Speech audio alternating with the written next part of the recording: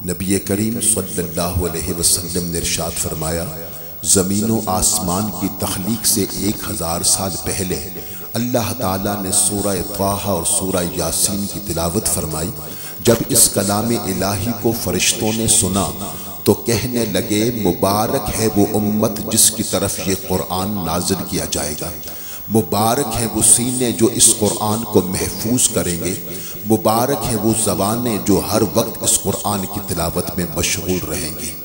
اللہ تبارک و تعالیٰ نے ہم پر احسان فرمایا کہ اپنے اس محبوب صلی اللہ علیہ وسلم کی امت میں پیدا فرمایا کہ جن کے امتی ہونے کی دعائیں نبی بھی کرتے رہے، انبیاء کرام بھی کرتے رہے۔ اللہ نے ہم پر احسان فرمایا کہ اپنے محبوب کی امت میں پیدا فرمایا، اور اللہ تبارک و تعالیٰ نے اپنے محبوب صلی اللہ علیہ وسلم کے قلب اطہر پر قرآن کو نازل فرمایا۔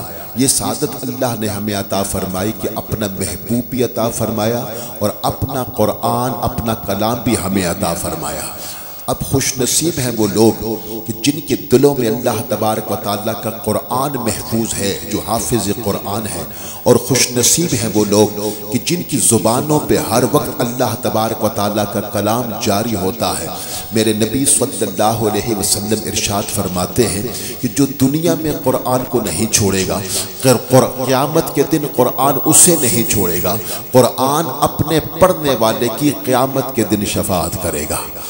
اور مجھے اللہ کی رحمت سے امید ہے کہ بچے نے قرآن پڑھا ہے، اس کو بھی فائدہ ہوگا، اس کے ماں باپ کو بھی فائدہ ہوگا، اور اس کے دادا کو بھی فائدہ ہوگا۔ ذرا کہہ دینا سبحان اللہ۔ ان کی روح خوش ہوگی کہ آج بچے نے قرآن پاک کی تلاوت کی ہے۔ اور یہ بھی میرے نبی کا فرمان ہے، میرے آقا کریم فرماتے ہیں کہ قیامت کے دن جس نے دنیا میں قرآن پڑھا،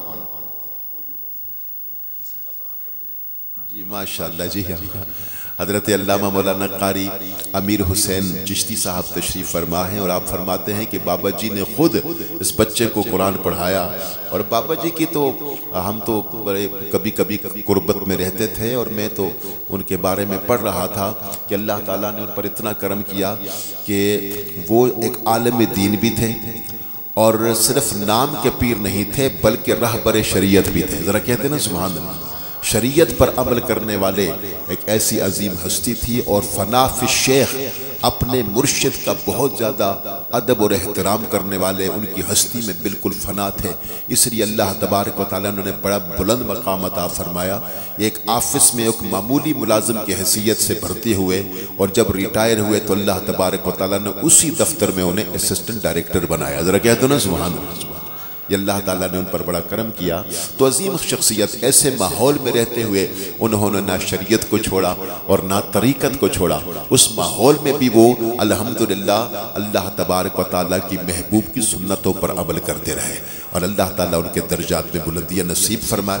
میں جو بات عرض کر رہا ہوں یہ ہے کہ عموماً ہم روزانہ محفلوں میں جاتے ہیں، اور اب ہم کہیں نا کہ نعت پڑھنے کے لیے آج آ جاؤ، تو وہاں کوئی 8-10 بچے آ جائیں گے، سب کو شوق ہوگا، اللہ ان کے شوق میں برکتیں عطا فرمائے، بڑا اچھا شوق ہے۔ لیکن جب ہم کہیں کہ تلاوت کرنے کے لیے کیوں آ جاؤ، تو پھر کوئی بھی نہیں آتا۔